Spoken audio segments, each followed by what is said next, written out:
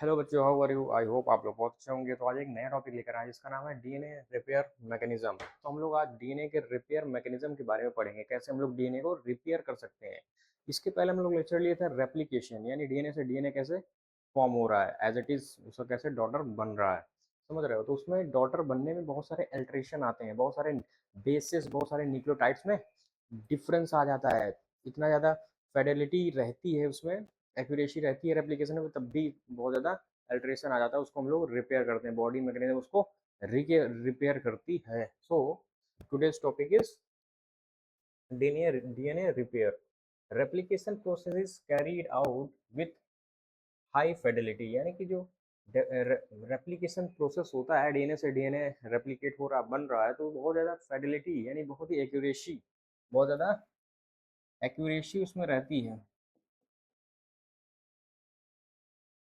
Accuracy के साथ होता है, तब भी डीएनए में अल्टरेशन मतलब चेंजमेंट थोड़ा बहुत आ जाता है। समझ रहे? Maintenance of integrity and DNA is vital for the survival and continuous of species, यानी कि जो मेंटेनेंस है किसकी, इंटीग्रिटी डीएनए की जो इंटीग्रिटी है उसको मेंटेन करना बहुत ही इंपॉर्टेंट है फॉर अवर सर्वाइवल, हमारे जीने के लिए, और कंटिन्यूअस स्पीसीज जो हमारी आने वाली जनरेशन है उसको अपने जेनेटिक कोड और मटेरियल देने के लिए बहुत ही इंपॉर्टेंट है इसको मेंटेन करना, उसकी इंटीग्रिटी को। समझ रहे हैं?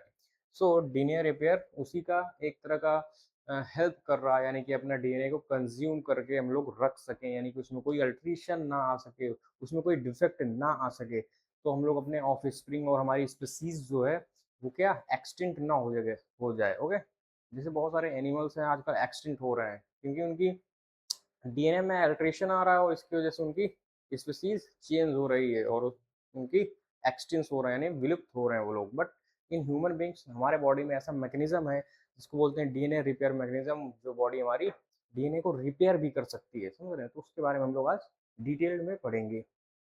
सो नेक्स्ट, एक्सोन्यूक्लियोलाइटिक प्रूफ रीडिंग क्या होता है? देखो, जो हम लोग रेप्लिकेशन पढ़ रहे थे तो उसमें हम लोगों ने पढ़ा था कि एंजाइम कुछ होते हैं, यानी कि यूकैरियोटिक में एंजाइम क्या होता है, DNA polymerase third in a prokaryotic, and DNA polymerase epsilon and delta also a exonuclease proof reading activity होती है, यानी कि जो हमारा न्यू डीएनए सिंथेसाइज कर रहा है तो उसको प्रूफ रीड भी करता जा रहा है कंटिन्यूअस, कि कोई इसमें अल्टरेशन तो नहीं आ रहा है जो मैं सिंथेसाइज कर रहा हूँ डीएनए न्यू स्ट्रैंड। ओके, सो इसमें एक्सोन्यूक्लिएट प्रूफ रीडिंग एक्टिविटी होती है। डीएनए पॉलीमरेज हैज कौन से डायरेक्शन में रहेगा, 3 to 5। जो हमारा डीएनए सिंथेसाइज हो रहा है वो होता है डायरेक्शन 5 to 3। ओके, बट जो रीडिंग होता है डीएनए, रीडिंग जो करता है स्ट्रैंड का, वो होता है 3 to 5 direction. Okay, exonuclease activity, hence any mispaired nucleotide added is immediately removed, यानी कि कोई भी मिसपेयर्ड बेसिस ऐड हो गए हैं तो उसको इमीडिएटली वहां से रिमूव कर दिया जाएगा और वहां पर एक उसका स्पेसिफिक ट्रू बेस वहां पर ऐड किया जाएगा। वो इसी को बोलते हैं एक्सोन्यूक्लिएट प्रूफ रीडिंग एक्टिविटी, जो कि हमारे रेप्लिकेशन के कुछ एंजाइम में भी होता है। इसके अलावा तब भी डीएनए में अल्टरेशन आ जाता है। ओके, सो थर्ड, अब हम लोग पढ़ेंगे कारण क्या है, what reason behind that for the alteration of DNA in our genetic material. तो यानी there is a various type of physical and chemical as well as radiation responsible for the alteration in DNA. Okay, so first one is replication error. सबसे पहले तो replication जो हमारा हो रहा है प्रोसेस, उसमें ही एरर हो जाता है कहीं ना कहीं, कुछ एंजाइम के डिफेक्ट से या फिर कुछ बहुत ही माइनर डिफेक्ट की वजह से वहां पर भी रेप्लिकेशन के दौरान भी क्या होता है, कुछ चेंजेस आ जाते हैं, बेस कुछ नहीं मतलब एग्जैक्ट लग पाते हैं, यानी एडेनिन के साथ थाइमिन ही लगना चाहिए according to Kirchhoff rule. Okay, so adenine से ग्वानिन ऐड हो जाएगा तो यानी मिस मैच हो जाएगा, वो मैच नहीं कर रहा है, यानी डीएनए में अल्ट्रेशन आ गया। ओके, ये ऐसे करके बहुत सारे एग्जांपल है जो कि हम रेप्लिकेशन के दौरान ही होते हैं। तो उसमें सबसे पहले हम लोग को रेप्लिकेशन इसका फर्स्ट एग्जाम्पल हो जाएगा cause of DNA damage. Second is deamination of base, यानी बहुत सारे बेस होते हैं जिसको डीएमनाइज हो जाते हैं, यानी अमाइनो ग्रुप्स उससे रिलीज आउट हो जाता है, यानी साइटोसिन का डीएमिनेशन होगा, then they form what uracil which are used in our RNA not in DNA, okay, in place of thymine. So this is a second. And third one हमारा क्या है, बहुत सारे केमिकल्स ऐसे यूज हो रहे हैं which are responsible directly for the alteration of DNA in our body, okay. So chemicals obvious बात है, बहुत सारे हैजार्डस केमिकल रहते हैं। Next is alkalization of bases, यानी कि जो हमारे डीएनए होता है एल्कलाइजेशन, यानी कि एल्काइल एल्कलाइल जो चीज है, यानी कि KOH हो गया, potassium hydroxide, there is also various type of alkyl compound which can alter the our DNA, okay. यानी कि हमारे जो आरएनए और डीएनए को उसको हाइड्रोलिसिस करने का कोई काम कर सकता है, वो कौन सा होगा, एल्काइल कंपाउंड हो सकते हैं, जितने भी एल्काइल कंपाउंड है वो हमारे डीएनए को हाइड्रोलाइज कर सकते हैं, okay. So that's why there is also alkalization of bases, okay, bases को एल्कलाइन कर सकता है। 5 नंबर इज आयनाइजिंग रेडिएशन, इतने सारे रेडिएशंस हार्मफुल रहती हैं, जो कि जैसे कि अल्फा रेडिएशन हो गया, गामा रेडिएशन हो गया, समझ रहे हैं, these all are very harmful for our body, genetic material तक इफेक्ट करता है, और हमारे जीन में बेस जो यूज हो रहे हैं उसको भी अल्टरेट करने की कैपेसिटी होती है रेडिएशन में। जैसे कि आपने एक्सरे कभी कराने गए होंगे, वो देखा होगा, जो टेक्नीशियन रहता है, जो वहाँ पर एनवायरनमेंट में रहते हैं, वो सारे ग्लास के अपोजिट साइड में रहते हैं, और जिसका करना है वो अपोजिट साइड में रहेगा ग्लास के, तो रेज जो आती हैं वो ग्लास को क्रॉस नहीं कर पाती, समझ रहे। तो सेफ्टी पर्पस हम लोग ग्लास यूज करते हैं in our hospital, in diagnosis centre of X ray, okay, because उसका रीजन यही है कि वो अल्टरेशन कर सकता है हमारे जेनेटिक मटेरियल को, that's why we use a glass as a protective layer. Next one is last one is a anti cancer drug, बहुत सारे ऐसे ड्रग्स हैं anti cancer which are also responsible for the alteration of DNA, okay. And last one is oxygen free radicals, oxygen free radical, यानी कि बहुत सारे radicals हैं which are form inside our body are also responsible for the alteration of in a DNA material, okay. So these all are causes of DNA damage, ये आपको मालूम होना चाहिए कि डीएनए डैमेज किसकी वजह से होता है फर्स्ट, ओके, फिर ना उसके बारे में पढ़ेंगे। सो नेक्स्ट देखते हैं टाइप ऑफ डीएनए डैमेज। अब कितने टाइप के डीएनए डैमेज होते हैं, कौन कौन से टाइप के डीएनए डैमेज हो सकते हैं, प्रोबेबिलिटी क्या है। सो first one is single base alteration, यानी एक सिंगल बेस में चेंजमेंट आ जाए तो उसको बोलेंगे सिंगल बेस अल्टरेशन के अंदर ही आएगा वो, उसमें क्या हो जाएगा, डीएमिनेशन हो जाएगा साइटोसिन टू यूरासिल, इसमें एग्जांपल बताया गया है, साइटोसिन का डीएमिनेशन हुआ तो क्या बनाएगा, यूरासिल, तो यानी एक तरह का क्या है, सिंगल बेस अल्टरेशन के अंदर ही आएगा, okay. So next one is two base alteration, यानी डबल बेस अल्टरेशन भी हो सकता है उसमें, समझ रहे हो। Thymine dimerization by UV light, यानी कि अल्ट्रा वायलेट जो लाइट होती है, अल्ट्रा वायलेट जो लाइट होती है जिसकी वेवलेंथ बहुत ही कम होती है, अल्ट्रा वायलेट लाइट की वेवलेंथ कितनी होती है, लेस देन 360 नैनोमीटर के अंदर होती है वो, सो उसका पेनिट्रेटिंग रेट बहुत ज़्यादा हाई होता है, that's why it has capability to alter our genetic material। सो थायमीन का डाइमराइजेशन हो गया, यानी थायमीन है हमारा ये जेनेटिक मटेरियल है डीएनए, तो यहाँ पर टी टी यानी कि 2 बार टी कंटिन्यूस आ जाएंगे तो उसको भी हम लोग बोलेंगे डाइमर, इसका थायमीन का, यानी एक थायमीन है उसके बाद तुरंत थायमीन दूसरा नहीं हो सकता अकॉर्डिंग टू रूल, ओके। वहाँ पर साइटोसिन आएगा या फिर एडेनिन आ सकता है, थायमीन के बाद तुरंत थायमीन वहाँ पर ऐड नहीं हो सकता है बेसिस में according to rule, okay. But यहाँ पर थायमीन एंड थायमीन आ सकता है, उसको हम लोग क्या बोल देंगे, डबल थायमीन को थायमीन डाइमराइजेशन उसको बोल देंगे, ओके। सेकेंड इन सिंगल और डबल स्टैंड ब्रेक, यानी सिंगल और डबल स्टैंड ब्रेक हो गया, उसको भी हम लोग टू बेस अल्टरेशन के अंदर ही आएगा वो, ओके। सो ये 2 हो गया, तीसरा देखते हैं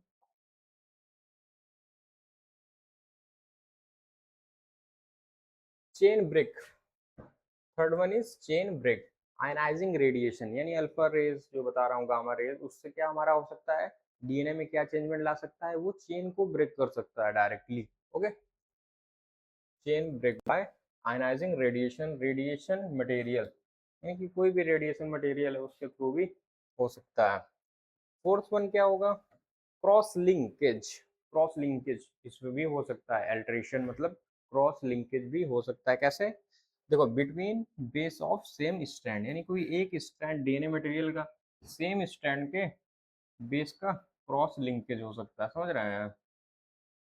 या फिर बिटवीन द डिफरेंट यानी कि दूसरा बेस है, दूसरा स्टैंड है, उससे भी उसका क्रॉस लिंक हो सकता है, कोई अल्टरेशन कर सकता है वो क्रॉस लिंक करके।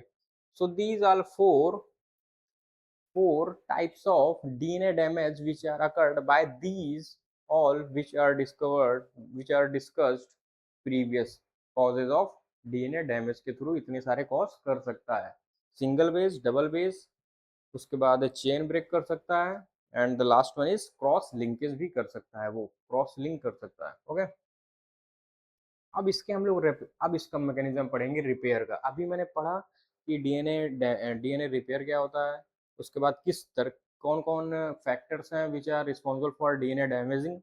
Okay, after that we discussed कि कौन कौन से डीएनए डैमेज होते हैं। अब पढ़ेंगे कैसे डीएनए को रिपेयर करते हैं। Okay, so now we will discuss which type of DNA repair mechanism used in modern biochemistry. Okay, molecular biochemistry.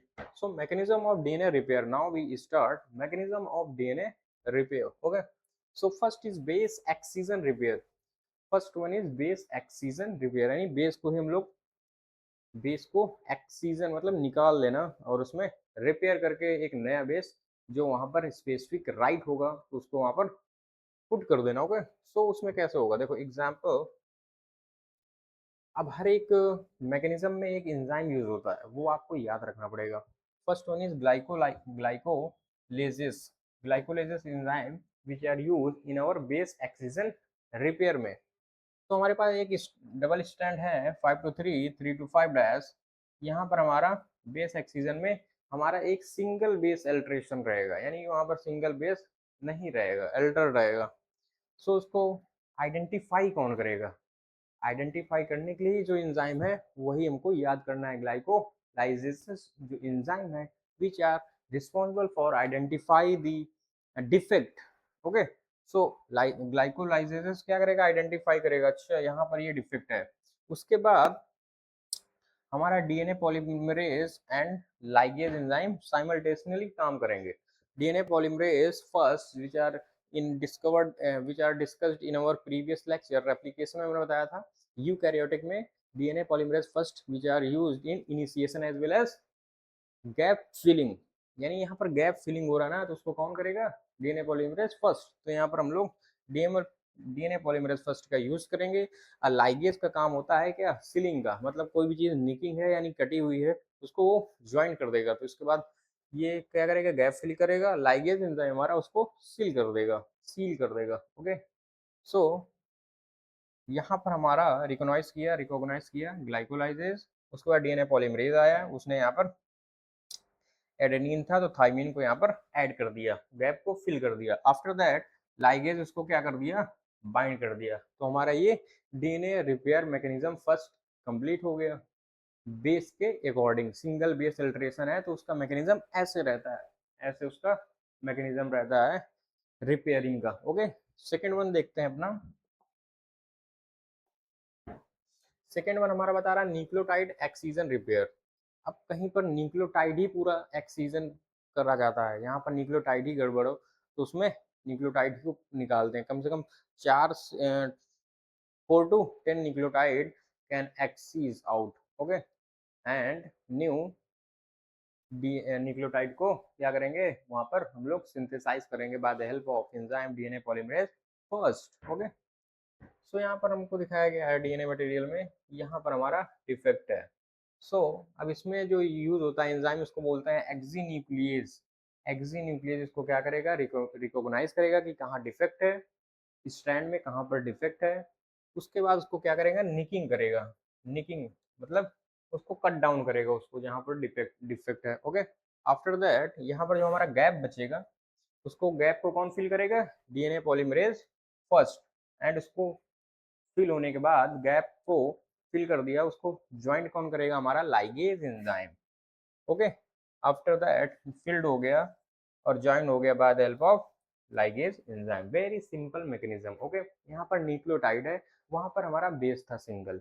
Nucleotide और न्यूक्लियो बेस में आपको डिफरेंस आई थिंक मालूम होगा, लास्ट लेक्चर में मैंने बताया था।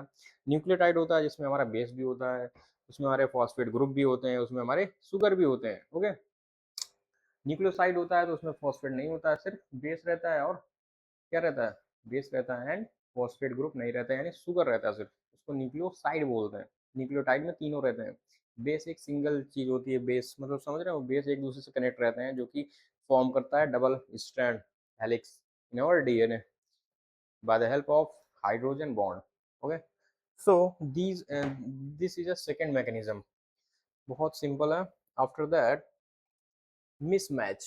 अब बच्चे इसमें कंफ्यूज रहते हैं कि मिसमैच क्या होता है, और बेस मैंने जो फर्स्ट बताया रिपेयर, उसमें रिपेयर बच्चों को सिमिलरिटी उसमें दिखती है, यानी कि बेस एक्सीजन रिपेयर और मिसमैच में बच्चों को कंफ्यूजन रहता है, उनको लगता है कि दोनों सेम है।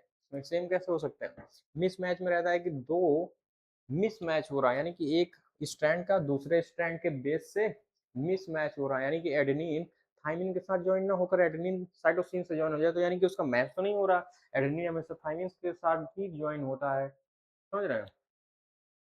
दैट्स व्हाई अगुआनिन साइटोसिन होता है। सो यहाँ पर हमारा क्या हो गया, डीएनए मटेरियल यहाँ पर थाइमिन हमारा ग्वाइनोन के साथ ज्वाइंट है और एडेनिन हमारा साइटोसिन के। So this is a mismatch, यहाँ पर मैचिंग नहीं हो रही। That's why there is a use of enzyme known as endonuclease. यहाँ पर जो एंजाइम यूज होगा उसका क्या नेम रहेगा, एंडोन्यूक्लियस, जो कि आपको मालूम होना चाहिए। आफ्टर दैट एंडोन्यूक्लियस हमारा क्या करेगा, रिकॉग्नाइज करेगा डिफेक्ट को। डिफेक्ट को रिकॉग्नाइज करने से पहले यहाँ पर एक बहुत ही इंपॉर्टेंट चीज वो करेगा कि यहाँ पर देखेगा मिथाइलेटेड स्ट्रैंड कौन सा है। मिथाइलेटेड यानी कि जो हमारा CH3 जिसमें लगा रहेगा लास्ट बेस में, उसको बोलते हैं मिथाइलेटेड बेस। ओके, सो सबसे पहले ये रिकॉग्नाइज करेगा कि कौन सा स्ट्रैंड मिथाइलेटेड है। अब मिथाइलेटेड स्ट्रैंड वही होगा जिससे न्यू स्ट्रैंड सिंथेसाइज हुआ है, यानी कि ये स्ट्रैंड इससे सिंथेसाइज हुआ होगा during the replication. So this is a methylated and this is a newly synthesise. So सबसे पहले वो एंजाइम रिकॉग्नाइज करेगा कि इसको देखना है या इसको चेक करना है, तो सबसे पहले वो चेक करेगा मिथाइलेटेड बेस कहाँ पर है। सो इसमें मिथाइलेटेड बेस है, then they confirm this is not a for repair, यानी कि ये तो रिपेयर के लिए नहीं होगा क्योंकि न्यूली सिंथेसाइज नहीं है, इससे ही न्यूली सिंथेसाइज ये हुआ होगा। तो यहाँ पर आके वो चेक करेगा, समझ रहे हैं। उसके बाद वो डिफेक्ट देखेगा कहाँ पर है, रिकॉग्नाइज करेगा। आफ्टर दैट एंजाइम उसको क्या करेगा, कट कर देगा जहां पर डिफेक्ट उसको पता चलेगा। आफ्टर दैट फिर सेम एंजाइम आ गया DNA polymerase first and ligase enzyme हमारा, वो वहां पर गैप को जो बेस वहां पर राइट बेस रहेंगे वहां पर फिल कर देगा। Okay, and ligase also ceiling it. Okay, so this is the third mechanism of DNA repair. After that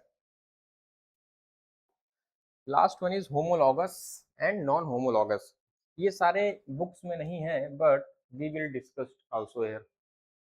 homologous and non homologous क्या होता है, देखो homologous and non homologous involve in strand break repair mechanism. जो हमारे strand जो double strand है DNA के helix को, जब स्ट्रैंड ब्रेक हो जाएंगे सो यहाँ पर हम लोग ये मैकेनिज्म यूज करते हैं, बेस और न्यूक्लियोटाइड्स के लिए नहीं यूज करते हैं।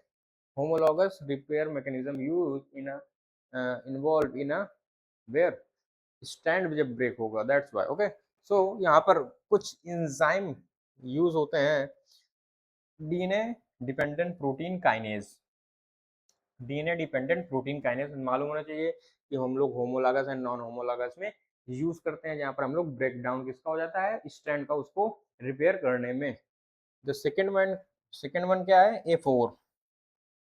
ए four enzyme also use here. तो ये दो एंजाइम बहुत ही इंपॉर्टेंट है, इसको आपको याद होना चाहिए कि ये एंजाइम हमारे मैकेनिज्म में यूज होते हैं जब हमारा स्टैंड ब्रेक हो जाता है। ओके, नेक्स्ट सो हमारा ये डीएनए रिपेयर मैकेनिज्म जैसे मैंने बताया बेस का होता है, न्यूक्लियोटाइड्स हो गया, समझ रहे हो, न्यूक्लियोटाइड्स हो गया, उसके बाद मिसमैच रिपेयर बताया, after that homologous and non homologous repair mechanism. So these four mechanisms basically used for the DNA repairing, okay, inside our body. So I hope you all understand. अब इसका हम लोग clinical पढ़ लेते हैं थोड़ा, यानी कि क्या कंडीशन क्रिएट हो सकती है after the alteration of DNA, यानी डीएनए में अल्ट्रेशन आ रहा है तो क्या क्लिनिकल कंडीशन क्रिएट हो सकती है, क्या डिसीजेस हो सकती है हमारे बॉडी में. सो सबसे फेमस है xeroderma pigmentation. Xeroderma pigmentation is a very famous disease. समझ रहे हैं, कोई भी बुक उठाएंगे तो आपको एग्जाम्पल दे देगा. सो ये किसकी वजह से होता है, इसमें न्यूक्लियोटाइड अल्ट्रेशन होता है, बेस का नहीं होता, क्या किसका होता है, nucleotide alteration. Okay. Second one is fanconic anemia. Fanconic anemia is due to cross link. इसमें क्या रीजन रहेगा, क्रॉस लिंक अल्ट्रेशन क्या हो रहा है इसमें, क्रॉस लिंक हो रहा है डीएनए का. After that last one is very important this also, ataxia telangiectasia. Ataxia telangiectasia is also a very famous example for DNA alteration. अब ये किसकी वजह से होता है, ये होता है इसमें बेस अल्ट्रेशन हो जाता है. इसमें क्या हो रहा है, बेस अल्ट्रेशन हो रहा है, बेस के अल्टर हो रहा है, बेस चेंजमेंट हो रहा है. That's why this disease cause xeroderma pigmentation में पूरी स्किन में क्या होता है, लीजन टाइम में निकलने लगते हैं. समझ रहे हैं, बिल्कुल रेडिश होना है. स्किन बहुत ज्यादा सेंसिटिव हो जाती है, किसके लिए, लाइट के लिए. आप धूप में एक सेकंड के लिए नहीं बैठ सकते हैं, पूरी स्किन आपकी रैप्चर होने लगेगी, लाइसिस होने लगेगा, पूरा रेडिश हो जाएगी. दैट्स व्हाई इसका नेम दिया गया है xeroderma pigmentosum. So these three clinical condition which are occurred due to a DNA alteration. So I hope you all understand. So आपको इसको मालूम होना चाहिए. अब लास्ट में हम लोग डिस्कस करेंगे म्यूटेशन क्या होता है. What is mutation. देखो डीएनए में रेप्लिकेशन हो रहा है, बहुत सारे फैक्टर्स हैं which are involve in the alteration for the DNA, और उसके अगेंस्ट हमारी बॉडी डीएनए रिपेयर मैकेनिज्म भी है. जैसे मैंने बताया ये ऐसे हो रहा, डीएनए न्यूक्लियोटाइड का मिसमैच का भी ऐसे रिपेयर हो रहा, बट कुछ चीजें ऐसी हैं कि बॉडी उसको भी रिपेयर नहीं कर पाती है. अल्ट्रेशन हुआ डीएनए में, mechanism DNA repair mechanism fail हो गया वहाँ, सो हमारा वो परमानेंट क्या हो जाएगा, म्यूटेशन. बॉडी उसको क्या करेगी, परमानेंटली म्यूटेशन हो जाएगा जीन का. सो म्यूटेशन का मतलब क्या होता है, परमानेंट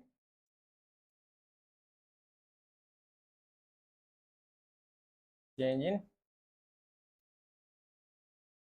जेनेटिक मटेरियल. यानी बॉडी मैकेनिज्म जो है डीएनए रिपेयर का वो भी वहां पर फेल हो रही, वो उसको रिपेयर नहीं कर पा रही, तो हमारा बॉडी मतलब वो किस कंडीशन में चली जाएगी, म्यूटेशन में. म्यूटेशन की वजह से हमारे मतलब जेनेटिक मटेरियल में अल्ट्रेशन रहेगा. समझ रहे हैं.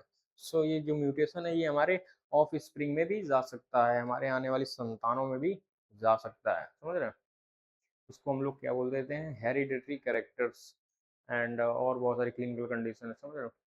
सो म्यूटेशन एट लास्ट म्यूटेशन ही कॉज हो जाएगा यदि डीएनए रिपेयर नहीं कर पा रही है बॉडी मैकेनिज्म के थ्रू. जितने भी मैकेनिज्म है, बेस है, न्यूक्लियोटाइड है, मिसमैच है, homologous non homologous, so after that these all mechanism are fail for the repair of DNA, then we called a mutation.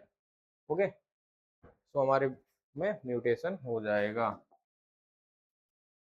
तो हम लोगों ने आज क्या पढ़ा, एक बार रिवीजन कर लेते हैं. डीएनए रिपेयर में हम लोगों ने पढ़ा कि डीएनए रिपेयर क्यों होता है, रेप्लिकेशन प्रोसेस जो होती है बहुत ज़्यादा वाइटल होती है, फेडिलिटी बहुत एक्यूरेसी के साथ होती है, तब भी उसमें अल्ट्रेशन आ जाता है. Maintenance of integrity of DNA is very vital for the survival and continuous for species. Species के कंटिन्यूस के लिए और हमारे सर्वाइवल के लिए बहुत ज़्यादा इंपॉर्टेंट है, क्या है, डीएनए की इंटीग्रिटी मेंटेन करके रखना. ओके. उसके बाद हम लोग को पढ़ा एक्सोन्यूक्लियर प्रूफ फीडिंग एक्टिविटीज होती है, 3 to 5 डायरेक्शन में होती है. समझ रहे हैं. काउज ऑफ डीएनए डैमेज हम लोगों ने पढ़ा, इतने सारे काउज होते हैं. After that we studied the type of DNA damage, single base, two base. After that chain break हम लोगों ने पढ़ा. आफ्टर दैट क्रॉस लिंकेज पढ़ा. फिर हम लोगों ने लास्ट में पढ़ा जो हमको पढ़ना था, मैकेनिज्म क्या है डीएनए रिपेयर का. First mechanism base repair excision repair मैंने बताया बेस एक्सीजन रिपेयर, उसमें हम लोग को जो इंजाइम जितने भी मैकेनिज्म है उसके इंजाइम बहुत इंपॉर्टेंट है कि कौन रिकॉग्नाइज कर रहा है, कौन उसको रिलीज आउट कर रहा है। After that DNA polymer first आके वहां पर गैप फिलिंग कर रहा है और लाइगेज उसको ज्वाइन कर दे रहा है, ओके एज इट इज। तो chain break, excision repair, nucleotide excision repair, इसमें भी एंजाइम हमारा जो यूज हो रहा है एक्सी न्यूक्लियस हो रहा है। आफ्टर दैट मिसमैच हो गया, इसमें एंडो न्यूक्लियस एंजाइम यूज हो रहा है। So these all are mechanism. Homologous मैंने बताया चेन ब्रेक हो रही है, स्टैंड ब्रेक हो रहा है तो हमारा होमोलॉगस यूज होगा, उसमें जो प्रोटीन यूज होगा उसको बोलेंगे डीएनए डिपेंडेंट प्रोटीन काइनेज, और दूसरा होगा ए फोर जो कि मालूम होना चाहिए हम लोगों को। क्लिनिकल कंडीशन 3 हम लोगों ने पढ़ा, जिसमें किसकी वजह से हो रहा है ये भी हमने पढ़ा।